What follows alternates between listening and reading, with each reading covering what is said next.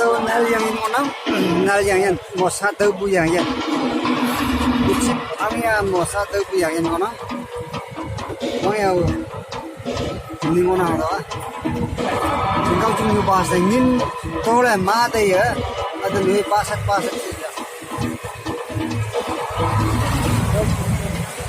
Greetings and welcome to the Baryonic village. This was the inspiration of Dr. Hassan Reged, who wanted to recreate an ancient Egyptian village on the banks of the Nile with as authentic an environment as possible. The village is surrounded by an extensive papyrus plantation, which not only reproduces the ancient surroundings, but also... You guys, I just wanted to let you see all the videos and the places, so I just didn't cut everything. So I want you to enjoy the view and please keep on watching.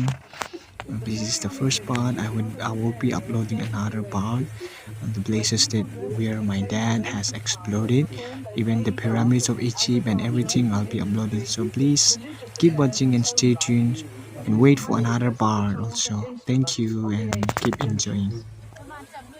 When Dr. Abdussalam Reged took over the village from his father, he expanded it with 10 special museums, covering such varied subjects as mummification, ancient boats, the Coptic and Islamic periods, and the life of President Nasser. Dr. Abdussalam has made the Baryonic village into an open book on Egyptian history and culture. You are about to take a voyage back in time to the land of the pharaohs 4,000 years ago. And about the Hyksos, the Asiatic rulers who had ruled Egypt for 150 years.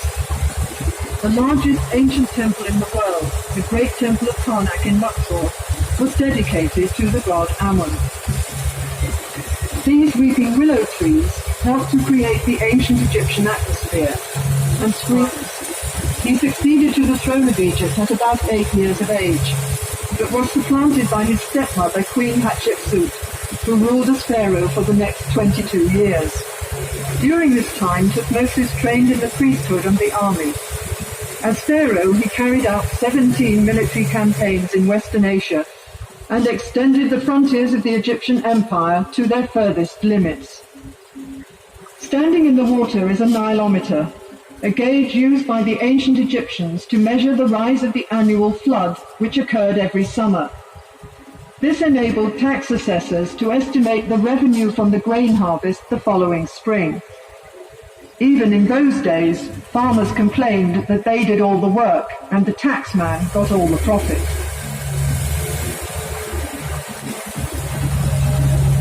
Akhenaten is the cult of the atom.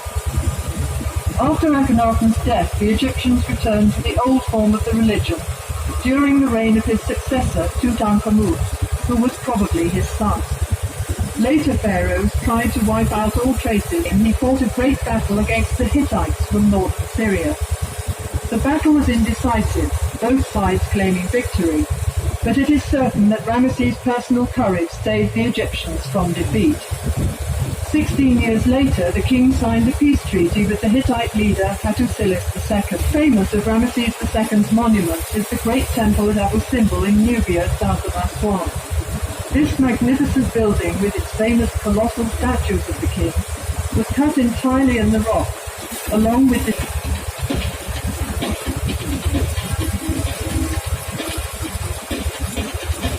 This scene shows the discovery of the child Moses, whose mother had put him in a basket and floated it on the Nile to prevent him from being killed by Pharaoh's soldiers. The child was discovered by a member of Pharaoh's family and was brought up in the royal palace. Eventually, he became a prophet who led his own people, the Hebrews, out of Egypt.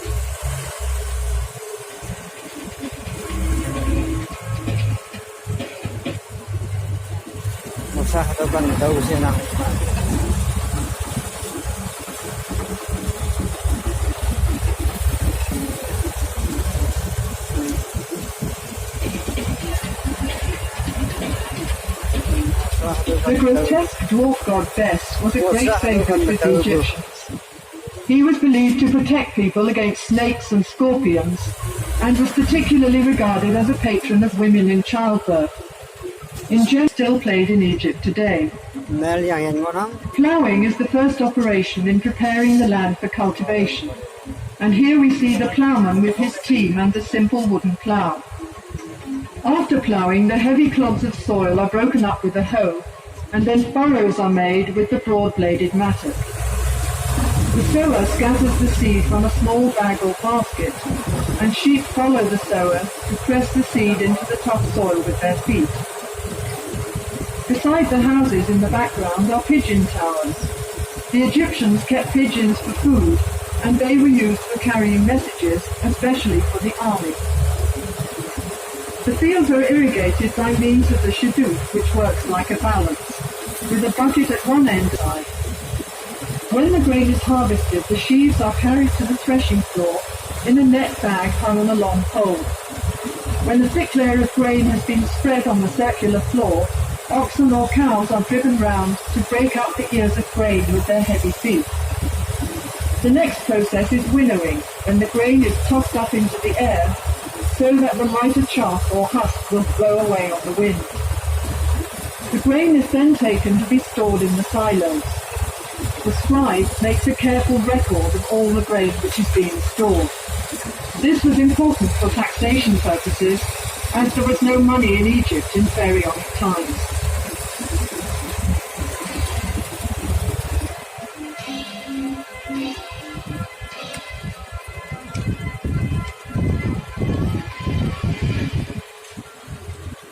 Honey was used for sweetening by the ancient Egyptians, as sugarcane was not grown in Egypt in those days.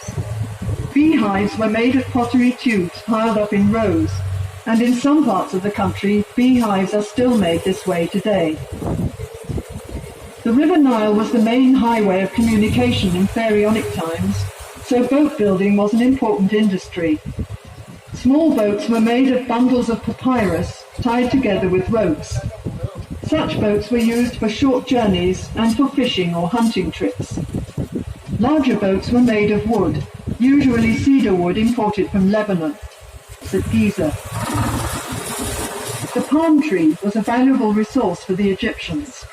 The trunk was used in house building, and the branches provided fronds for making mats and baskets, while furniture and bottom was also popular as a sport. One method of fishing can be seen here, where a net is stretched between two boats, and the fisherman hits the water with a stick to frighten the fish into the net. Let's see if he's been lucky today.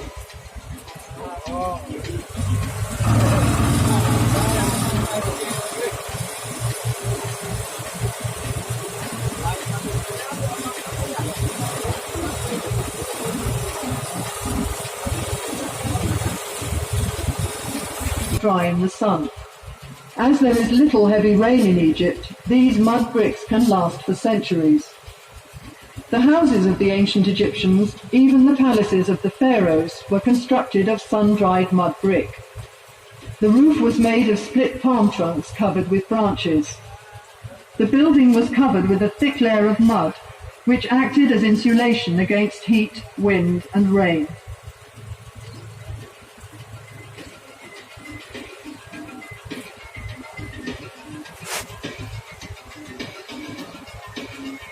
Moses III about 1450 BC, when captive glassmakers were brought here from Syria.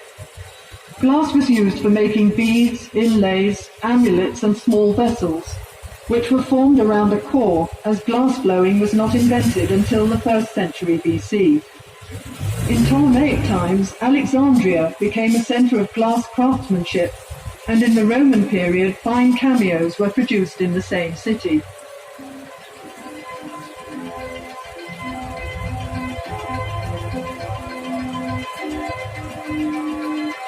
Ancient Egyptian nakango buri na. Nakango busi na. The Egyptians are also famous for mummifying their dead.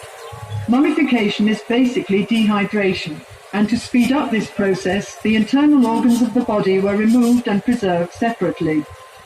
The body was dried out by being covered with natron salt, a form of soda found in the deserts of Egypt. The body was then cleaned and embalmed and wrapped in several layers of linen bandages. Amulets were put between the bandages to protect the mummy from harm. The whole process took 70 days. Mixed with ground potsherds or chopped straw, which helps the finished pot to dry evenly without cracking. The potter forms the pot with his fingers as he kicks the wheel round with his foot. The handles are added afterwards, and the pot is dried in the sun for a while before being fired. Now for a little Egyptian magic.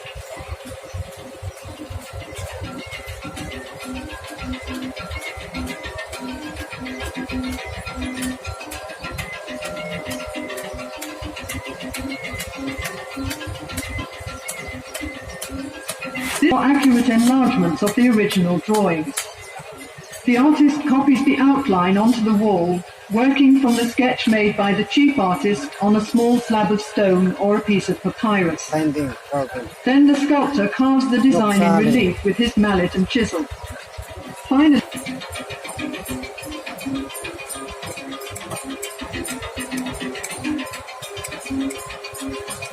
created from the rock face by hammering wooden wedges into holes cut in the rock. The wedges are soaked with water, and as the wood expands, the block breaks away.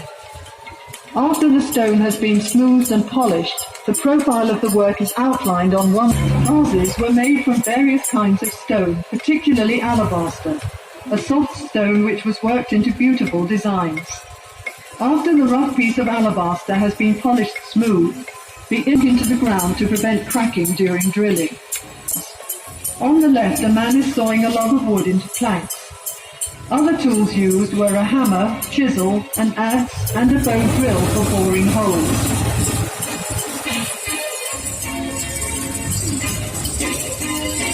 Axes and spears, as well as shields and throw sticks. The horse-drawn war chariot was introduced into Egypt by the Hyksos from Western Asia around 1700 BC. And consisted chiefly of fragrant oils and fats. The juice is extracted from sweet-smelling flowers in a bag of heavy canvas, the ends of which are twisted in opposite directions with wooden bars. This scented extract is then mixed with oil or fat as a base.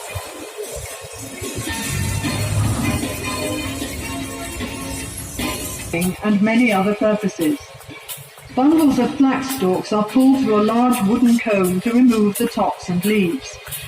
The stalks are soaked in water for a few days to soften them, and then beaten with a wooden mallet. They are then pulled through a smaller comb to separate the fibres from the outer woody covering, and the good fibres are picked out and spun into thread on a spindle.